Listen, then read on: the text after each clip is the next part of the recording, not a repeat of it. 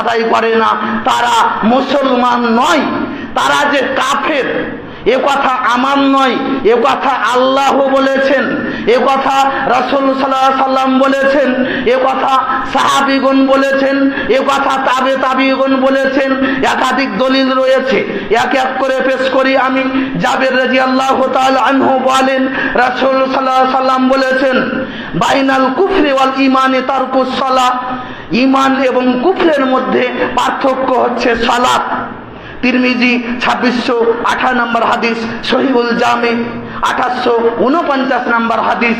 এর মানে যার সালাত নাই তার ঈমান নাই, তাহলে যার ঈমান নাই তার সিয়াম কি করে হতে পারে?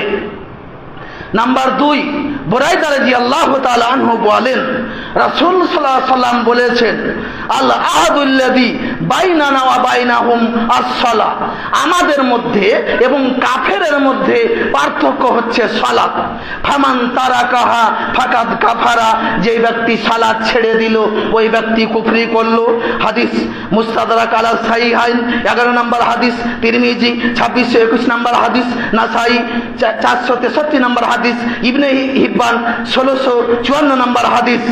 এরপরে আরো হাদিস রয়েছে। আব্দুল্লাহ ইবনে শাকিক রাহমাহুল্লাহ বলেন, কানা আসহাবু মুহাম্মাদিন সাল্লাল্লাহু আলাইহি সাল্লাম লা ইয়ারাউনা শাইয়াম মিনাল আমালি তারকুহু কুফরুন গায়রাস সালাহ, সাহাবীগণ সালাত বাদ দিয়ে অন্য কোনো আমল ছেড়ে দেওয়াকে কুফরের কাজ মনে করতেন না। তারা বলতেন না যে কাফের হয়ে গেছে, এ ফতোয়া দিতেন না। কিন্তু যে সালাত ছেড়ে দিতেন তাকে কাফের বলতেন, তাকে বলতেন সে কুফরি করেছে। এ হাদিস পাবেন তিরমিজি 2622 নম্বর হাদিস, মুস্তাদরাক আলা সাহিহাইন 12 নম্বর হাদিস। এরপরে আসেন জাবের রাদিয়াল্লাহু তাআলা আনহু বলেন, রাসূল সাল্লাল্লাহু আলাইহি সাল্লাম বলেছেন, লাইসা বাইনাল আবদি ওয়া বাইনাল কুফরি ইল্লা তারকুস সালাহ, বান্দা এবং কুফরের মধ্যে পার্থক্য হচ্ছে সালাত ছেড়ে দেওয়া, এছাড়া আর কোনো পার্থক্য নাই। হাদিস ইবনে হিব্বান 1453 নম্বর হাদিস, নাসাই 464 নম্বর হাদিস।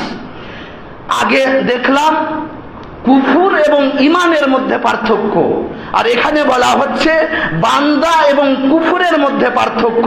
এবার আসেন, আনাস রাদিয়াল্লাহু তাআলা আনহু বলেন, রাসূল সাল্লাল্লাহু আলাইহি সাল্লাম বলেছেন, লাইসা বাইনাল আবদি ওয়া শিরকে ইল্লা তারকুস সালাহ, বান্দা এবং শিরকের মধ্যে কোনো পার্থক্য নাই, একমাত্র সালাত ছেড়ে দেওয়া।